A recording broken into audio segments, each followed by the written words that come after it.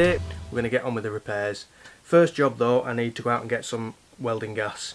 Now I use these hobby cylinders because I don't do a lot of MIG welding and there's no justification for having a big gas cylinder that costs hundreds and hundreds of pounds. So these are a cheap alternative to that. I'm going to buy 2 of them and I'm going to get the argon and CO2 mix because that's the best gas to use for MIG welding. Steel. I've recently acquired a new welder. It's a Sealy Super MIG 150. It's not a top of the range welder, but it's one of the things that's going to fix my car. It's good enough for what I need to do. If I was doing some big heavy duty industrial stuff, then you'd have to get a bigger welder, but this is perfect for cars and things like that. You might be able to see over there is my old welder. It's seen better days and yeah, it was due a change. So that's the plan of action. First job, let's go and get some gas.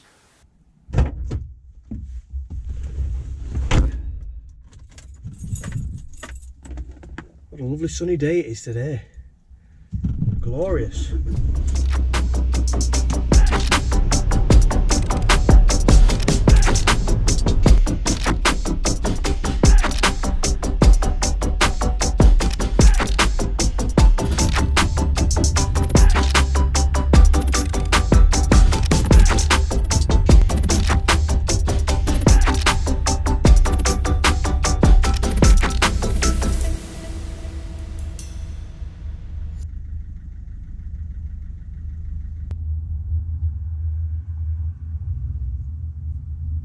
Well, unfortunately they didn't have the gas in stock, so I've paid for it and ordered it, and I can pick it up on Monday, which is in a couple of days.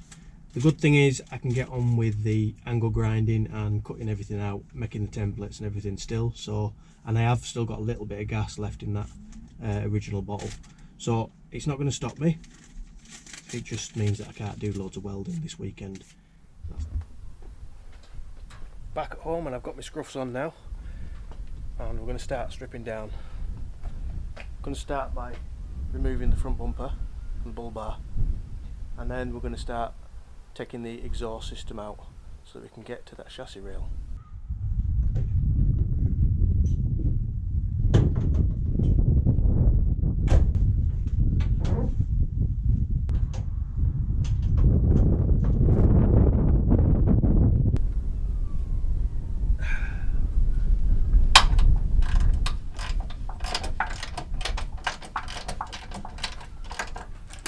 A little trick that I've always found works with this little T-piece up here, the screen washer T-piece that also goes to the headlight washers.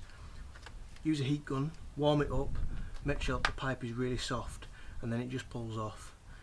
I have tried many times and broken quite a few of them T-pieces just because it was too cold and they go brittle. So warm it up first and it comes off easy, and then you don't have to replace it. Right, that's everything undone from the bumper. 2 clips on either side, 2 little 10mm nuts that hold the side of the bumper to the wings, and then there's 4 17mm nuts that go through the centre of the bumper into the chassis. Then you've got the headlight washers and then any spotlights or anything else that you've got attached. Then it should just lift off.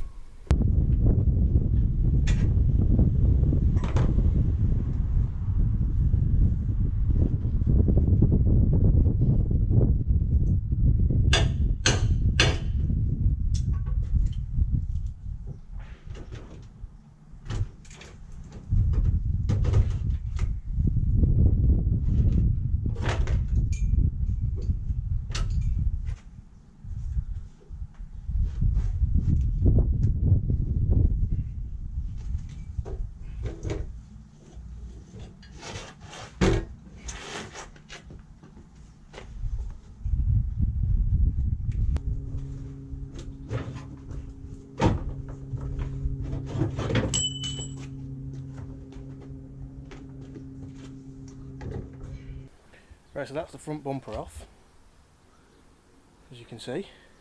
Really toying with the idea of cutting this bottom part off the bumper, doing away with the bull bar and having it raised up a bit like a winch bumper.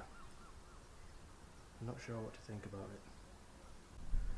Now under here we can get to the chassis, you can see what we're doing under here, and I am also toying with the idea of replacing the steering arms with heavy duty ones, just so that they don't break on the off-road trails.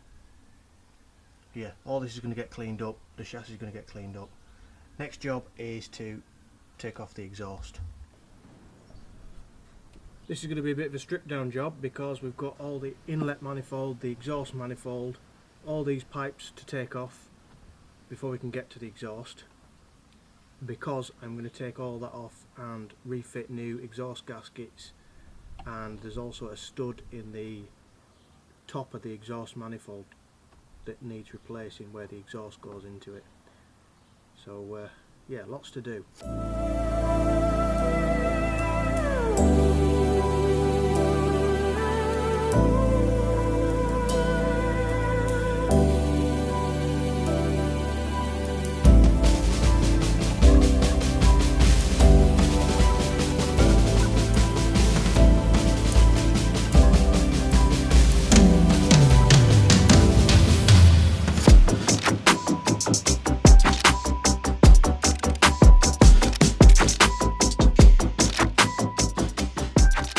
You can see so far we've got the inlet manifold off.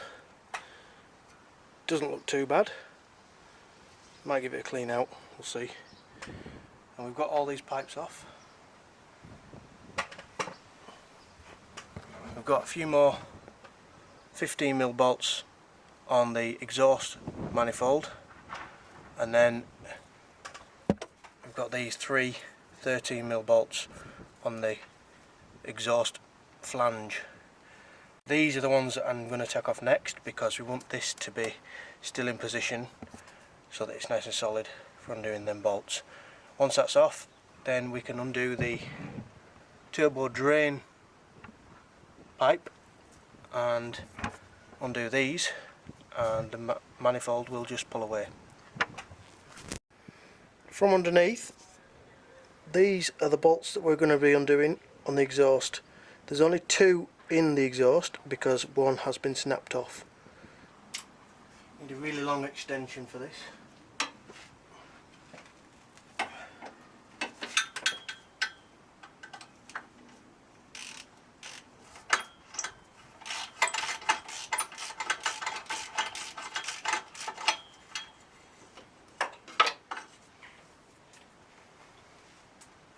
There we go. That's the exhaust bolts disconnected. One of them has actually come out as a stud. There we go, there's the exhaust. Now we're going to remove the manifold bolts.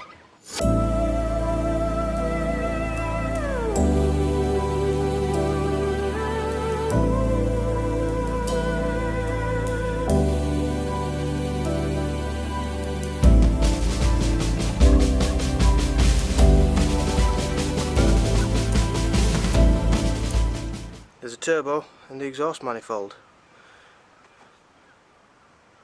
Yeah. And you can see in here we've got quite a lot of space now. I'm going to clean everything up and I'm going to replace the gasket, any gaskets that I come across, the exhaust flange gasket, and we'll just give everything a right good clean. One thing that I am doing with these bolts and things is I'm labelling them up and putting them in bags. That way when we come to put it all back together, we know exactly which bolt goes where. There we go. Keep everything safe and you won't have any problems. Right, now the next job is to take off this flange here on the exhaust, and that will release the downpipe, so we can take that out of the way and then we can start working our way backwards.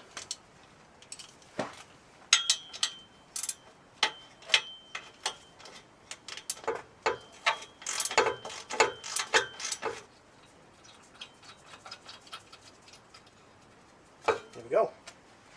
As you can see here, I've put the bolts back into the flange. That way I'm not going to lose them and I know where they go.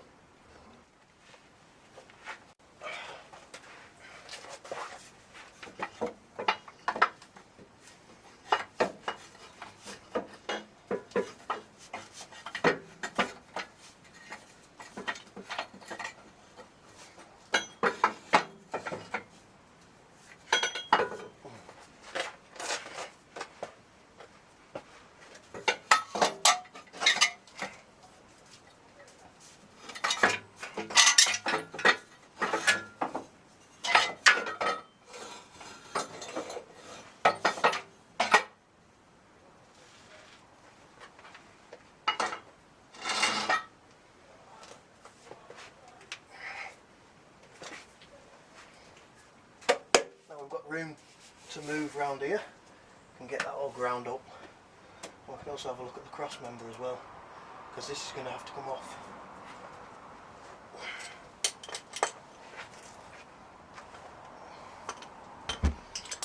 Now we're going to carry on working our way back with the exhaust.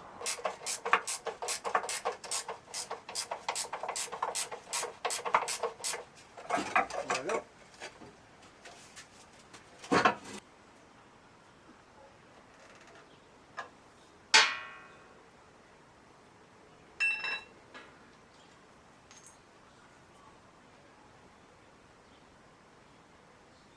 That should be low enough to pull the exhaust out. Right, so that's the complete exhaust system taken off. That will give us plenty of room to move about underneath and get access to the chassis. I am also going to take the side steps off, again give me a bit more room while I'm under there. Right, that's all the side steps off.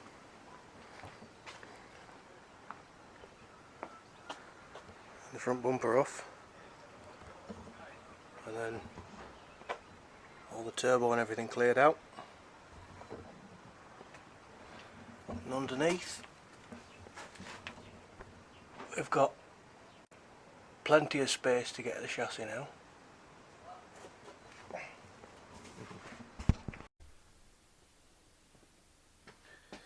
Well, I'm going to leave the video there. That is the first part of the chassis rebuild. We've started stripping it down and we've got plenty of room to move now. We can start grinding down that left hand side of the chassis rails and seeing where we're at and maybe start cutting some bits out. I'm quite liking the look of the front bumper. I'm considering maybe cutting the bottom bit off the bumper and having it as, I don't know, what's the word? Cutting maybe the fog light section off. The bumper is actually starting to rub on the wheels because the wheels are big and I haven't got enough off the bumper. So I might just chop the bottom off the bumper and do away with the bull bar, because eventually I would like a winch bumper. So the plan is maybe clean up the bull bar, sell it, use that money to invest in a steering guard and chop the bumper down and have a bit more clearance for some of the more extreme lanes that we might be trying out.